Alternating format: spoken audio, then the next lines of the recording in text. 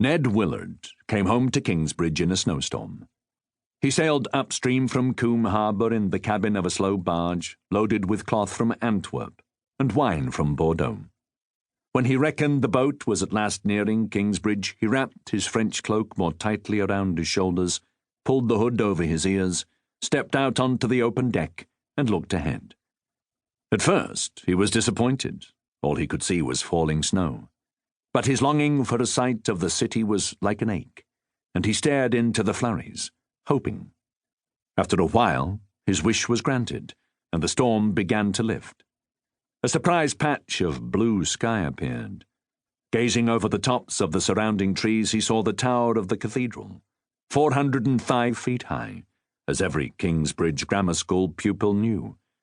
The stone angel that watched over the city from the top of the spire had snow edging her wings today, turning the tips of her feathers from dove grey to bright white. As he looked, a momentary sunbeam struck the statue and gleamed off the snow, like a benison. Then the storm closed in again and she was lost from view. He saw nothing except trees for a while, but his imagination was full. He was about to be reunited with his mother after an absence of a year. He would not tell her how much he had missed her, for a man should be independent and self-sufficient at the age of 18. But most of all, he had missed Margery.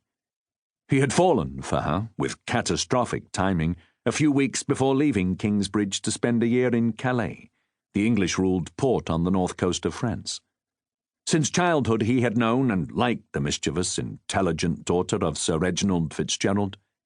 When she grew up, her impishness had taken on a new allure, so that he found himself staring at her in church, his mouth dry and his breath shallow. He had hesitated to do more than stare, for she was 3 years younger than he, but she knew no such inhibitions. They had kissed in the Kingsbridge graveyard, behind the concealing bulk of the tomb of Prior Philip, the monk who had commissioned the cathedral 4 centuries ago. There had been nothing childish about their long, passionate kiss. Then she had laughed and run away. But she kissed him again the next day, and on the evening before he left for France they admitted that they loved one another. For the first few weeks they exchanged love letters. They had not told their parents of their feelings.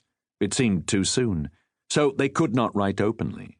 But Ned confided in his older brother, Barney, who became their intermediary. Then Barney left Kingsbridge and went to Seville. Margery, too, had an older brother, Rollo, but she did not trust him the way Ned trusted Barney, and so the correspondence ended. The lack of communication made little difference to Ned's feelings. He knew what people said about young love, and he examined himself constantly, waiting for his emotions to change, but they did not.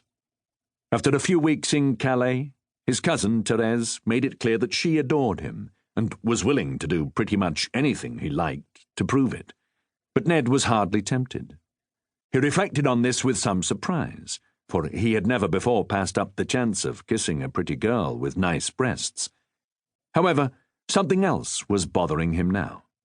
After rejecting Thérèse, he had felt confident that his feelings for Margery would not alter while he was away. But now he asked himself what would happen when he saw her.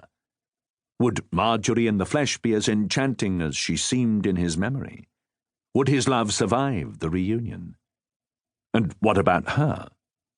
A year was a long time for a girl of 14, 15 now, of course, but still. Perhaps her feelings had faded after the letters stopped. She might have kissed someone else behind the tomb of Prior Philip. Ned would be horribly disappointed if she had become indifferent to him, and even if she still loved him, would the real Ned live up to her golden remembrance? The storm eased again, and he saw that the barge was passing through the western suburbs of Kingsbridge.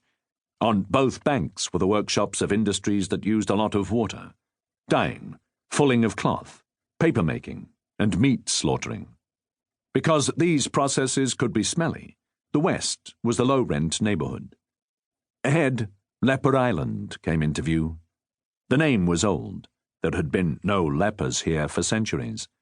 At the near end of the island was Carus's Hospital, founded by the nun who had saved the city during the Black Death.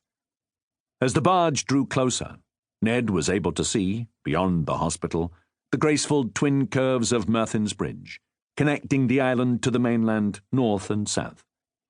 The love story of Caris and Merthyn was part of local legend, passed from one generation to the next around winter fireplaces. The barge eased into a berth on the crowded waterfront. The city seemed not to have altered much in a year. Places such as Kingsbridge changed only slowly, Ned supposed. Cathedrals and bridges and hospitals were built to last. He had a satchel slung over his shoulder, and now the captain of the barge handed him his only other luggage, a small wooden trunk containing a few clothes, a pair of pistols, and some books. He hefted the box, took his leave, and stepped on to the dock.